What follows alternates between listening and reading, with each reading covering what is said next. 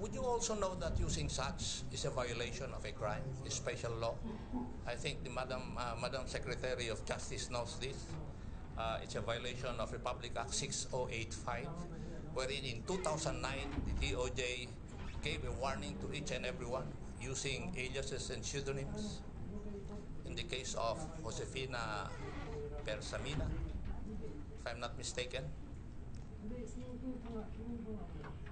I will Please, yield to the Secretary of Justice, Your Honor, about the legal framework here of government. Okay, Secretary De Lima, please respond to the query. Yes, Your Honor, thank you.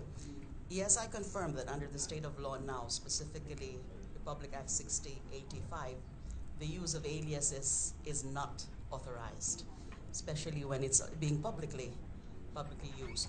Now, under the revised penal code, because of course before Republic Act 6085, under Article 178, using fictitious name and concealing true names, so the penalty of arresto mayor and a fine of not exceeding 500 pesos shall be imposed upon any person who shall publicly use a fictitious name for the purpose of concealing a crime, evading the execution of a judgment, or causing damage. So that is qualifying. So in other words, this provision admits of certain defenses. So if the defense is that it is being made, or the use of aliases is made in good faith, it is not in any way to conceal a crime or to go around the law, etc., then that is probably an exempting or a justifying circumstance. But no longer under Republic Act 6085, because there are certain exceptions under Republic Act 6085. May I just check my Republic Act 6085? That while there are recognized exceptions, like for example when it is used for literary purposes and also etc., television, cinema, those are the recognized exceptions. Any other exceptions are not contemplated, and it would seem that there is little difficulty there in justifying the use of alias. But we have to also consider the fact as to whether or not there has been tacit recognition by government or by the state or by concerned sectors about the use of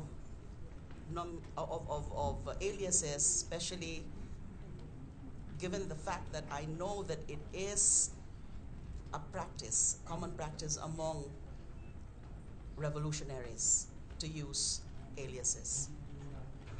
And therefore, being revolutionaries, to ask the question given me by my colleague Congressman Pagdila, because he gave me 1 minute of his time, what would be the effect of using nom de guerre in official documents?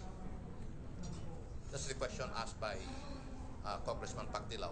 He gave me 1 minute, so I'm asking that question.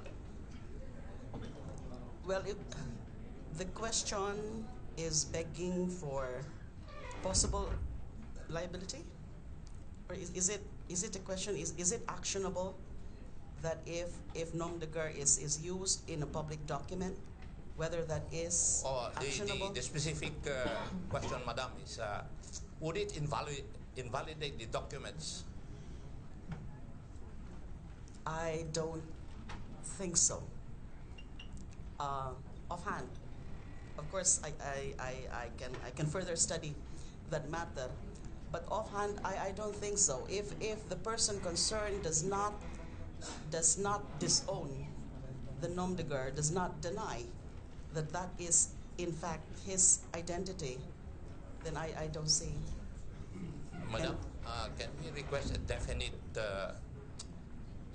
stand of government, of the legal experts of government, because we're dealing with the proposed Bangsamoro Basic Law, which is based on documents signed by Mr. Iqbal using his nom de guerre. So this is a ticklish issue, and I hope government could come up with a stand insofar as the legality of the use of this nom de guerre. Madam Secretary. I have the same answer.